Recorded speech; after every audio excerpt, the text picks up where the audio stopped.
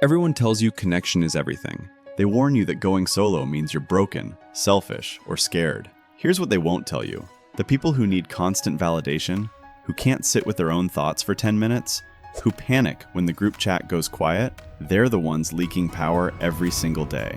You figured out that being alone isn't lonely. It's selective, it's strategic, and it scares people because they can't manipulate what they can't reach. So why does solitude make you harder to control? Why do people call you cold the moment you stop performing for their approval? Why does your absence create more respect than your presence ever did? And why do the loudest voices about community and support come from people who drain you dry? Here's what you're walking away with today. The exact psychology behind why solitude is a competitive advantage. A framework for separating real independence from isolation that's covering wounds. And a step-by-step plan to weaponize your alone time so you're not just surviving, you're dominating. Society weaponizes the word lonely to control you. They've conflated being alone with being broken. So every time you choose yourself over the crowd, you second guess it. But loneliness is a feeling. Solitude is a decision. One drains you, the other sharpens you. The people who shame your solitude are the ones terrified of their own thoughts. Let's break this down. Loneliness is involuntary. It's the ache you feel when connection is absent and you crave it. It's painful because your brain interprets it as social rejection, a survival threat left over from when being cast out of the tribe meant death. Your nervous system hasn't caught up to the fact that you can survive just fine without Karen from accounting liking you. Solitude, on the other hand, is a choice. It's deliberate withdrawal to recharge, think, and create. It's not running away, it's running towards something better.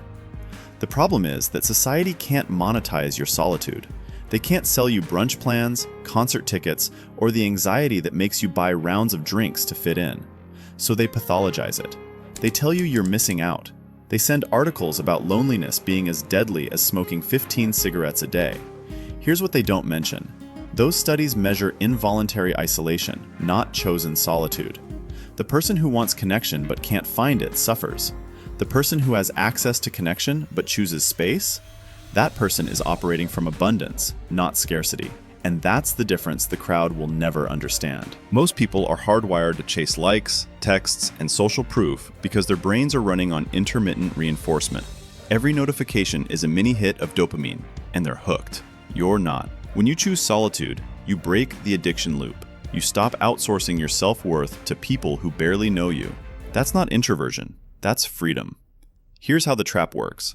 Social media platforms engineer unpredictability into their reward systems. You post something, maybe it blows up, maybe it doesn't. That randomness is the same mechanic that keeps people pulling slot machine levers. Variable rewards are more addictive than consistent ones because your brain never knows when the next hit is coming, so it stays locked in. Every time your phone buzzes, your brain floods with dopamine. You check it. Sometimes it's meaningful. Most times it's garbage. But you keep checking because the possibility of reward overpowers the reality of waste. This is intermittent reinforcement, and it's the foundation of behavioral addiction.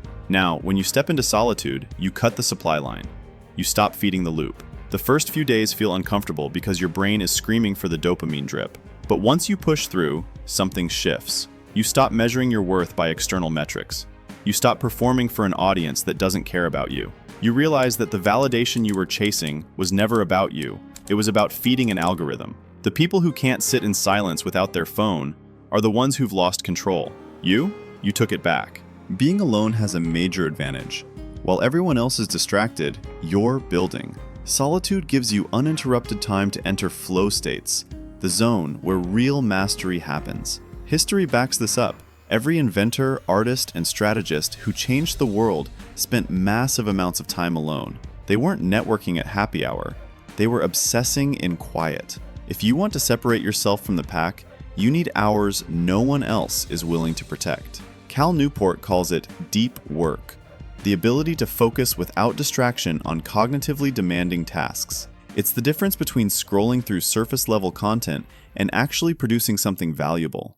Deep work requires two things: uninterrupted time and a mind that isn't fragmented by constant context switching. You can't build anything meaningful in 15-minute increments between notifications. The research is clear. It takes an average of 23 minutes to fully recover focus after a distraction. Most people never get there because they're interrupted every 3 minutes. You do the math.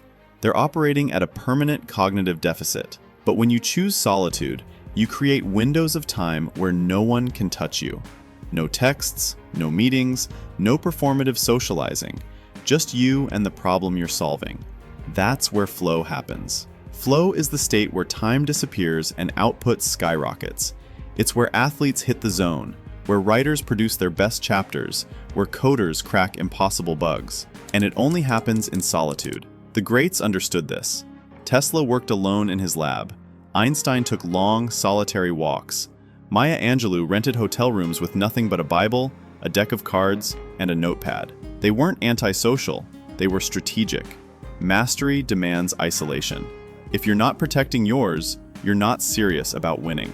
Here's the real reason why people fear your independence. Your comfort in solitude disrupts the social contract. When you don't need their approval, their invitations, or their drama, you strip them of leverage. Some people can't handle that. They'll call you cold, selfish, or too much in your head. What they really mean is, you're harder to control.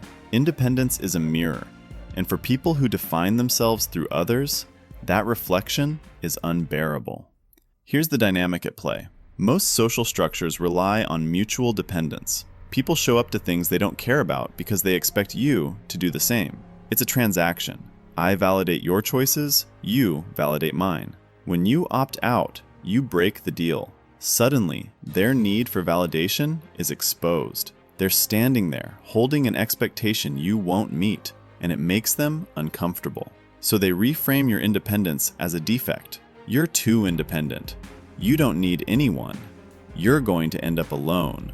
It's manipulation disguised as concern. What they're really saying is, your refusal to need me threatens my sense of importance. The truth is, independence isn't a rejection of connection.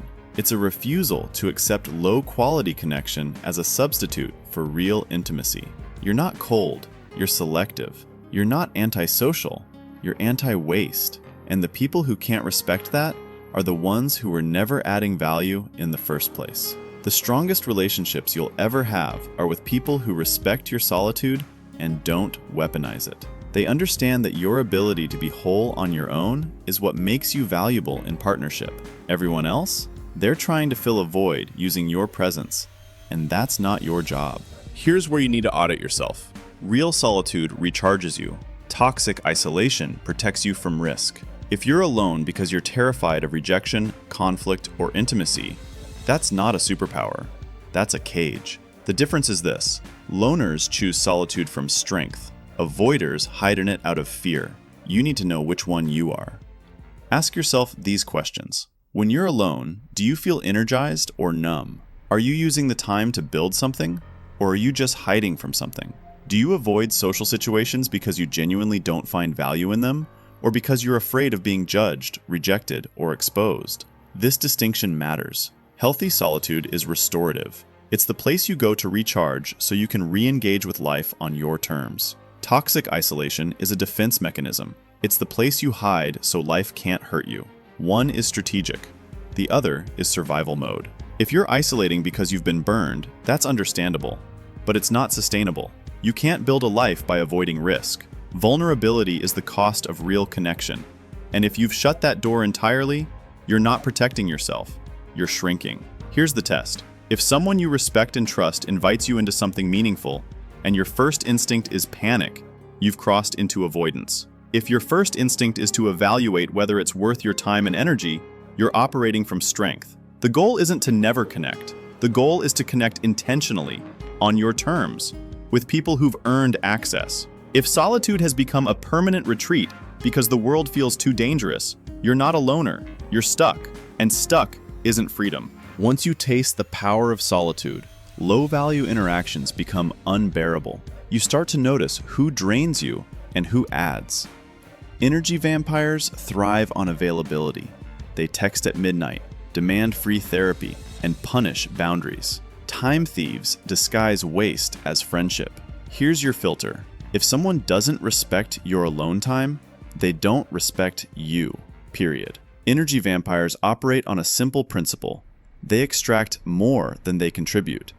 They call when they need something and disappear when you do. They trauma dump without asking if you have capacity. They guilt you for not responding fast enough, not being available enough, not giving enough. They frame your boundaries as selfishness because boundaries threaten their supply. Here's how you spot them. Notice how you feel after an interaction. Do you feel lighter or heavier, energized or drained? If every conversation leaves you exhausted, that's not friendship. That's a one-sided transaction. Time thieves are subtler.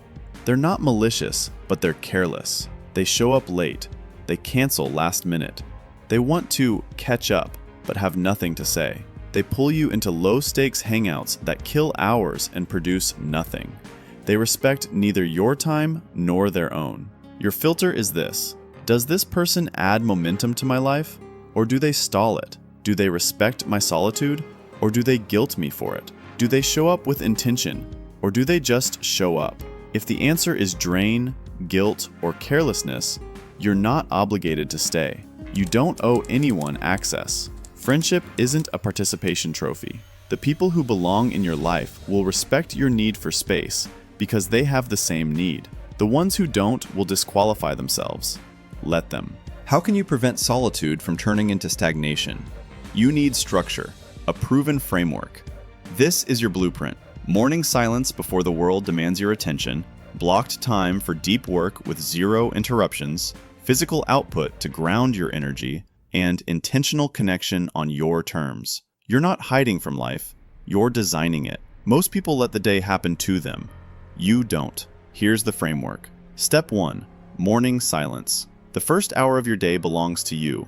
No phone, no email, no news. You use this time to think, plan, or create before the world starts making demands. This is where you set the tone. If you start your day reacting to other people's priorities, you've already lost. Step 2.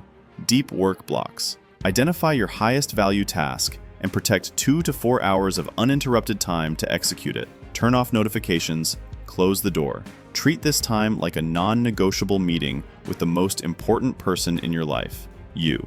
This is where the real progress happens. Step 3. Physical output. Solitude can trap you in your head. You need to move your body to stay grounded. Lift, run, walk, swim, whatever gets you out of rumination and into your body. Physical exertion burns off the mental fog and sharpens decision-making. Step 4. Intentional connection. You're not a hermit.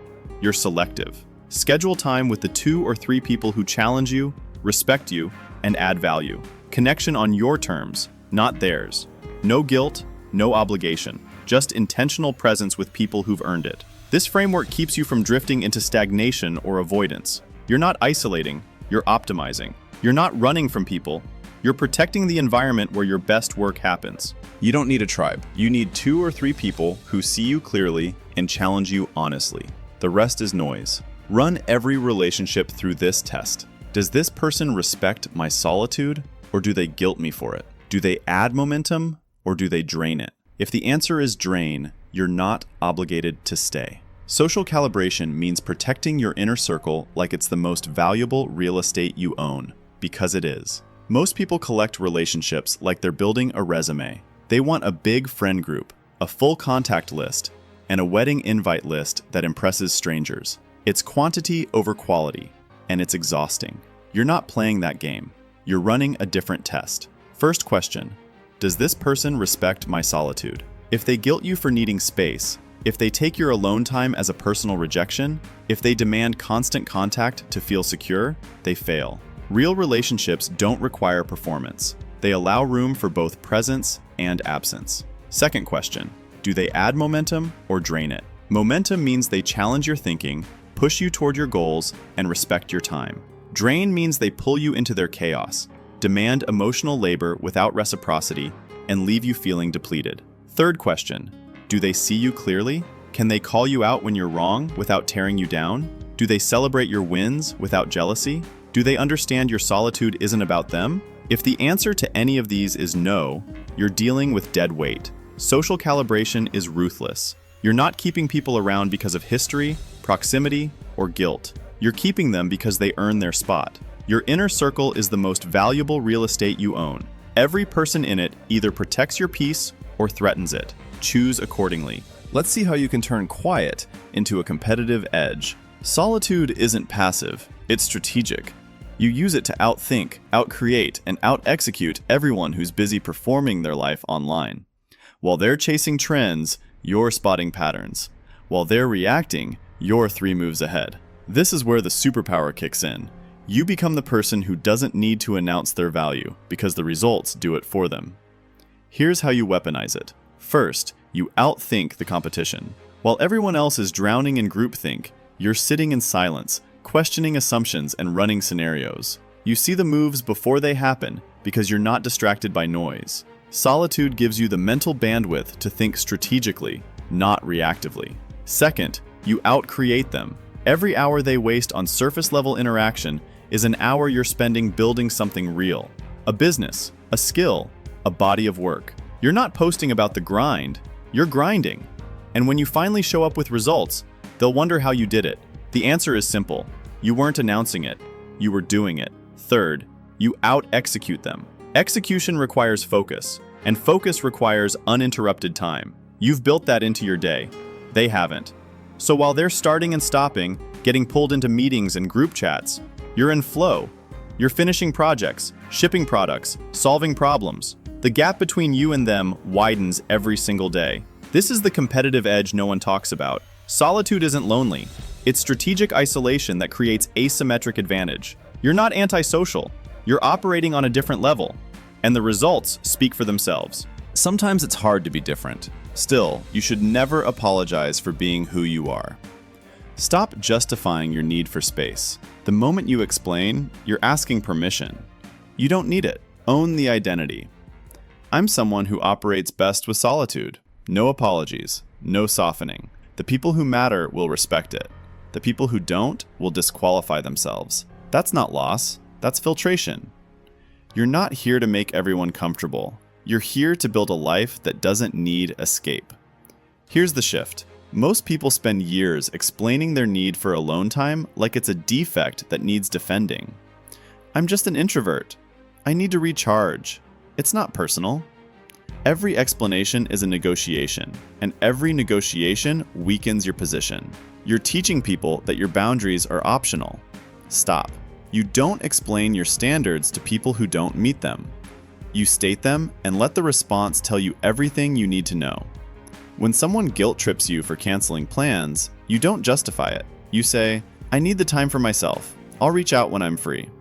When someone calls you cold for not responding immediately, you don't defend yourself. You say, I don't operate on demand. If that doesn't work for you, I understand.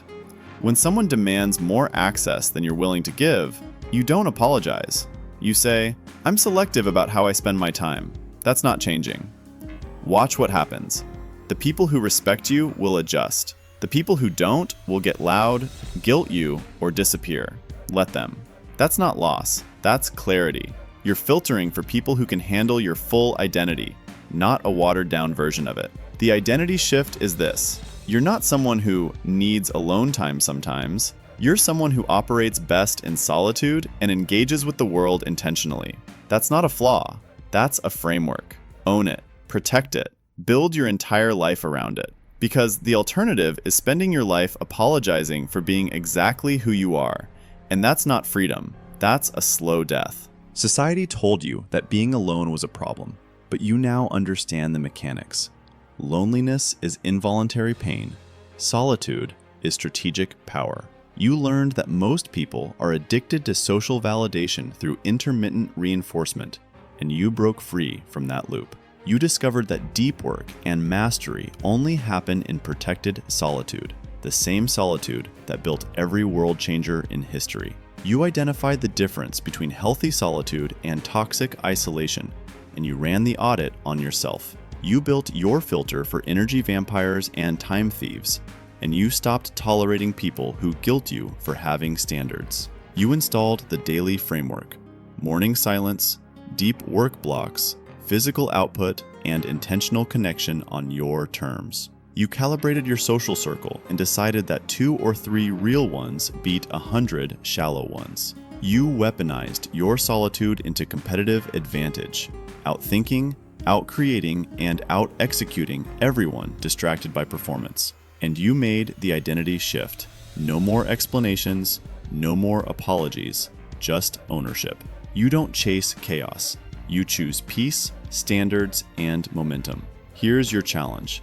Protect 1 hour of solitude today like your future depends on it, because it does. If this video resonated with you, hit that like button, subscribe for more psychology that protects your sanity, and drop a comment if you're done asking permission to be powerful.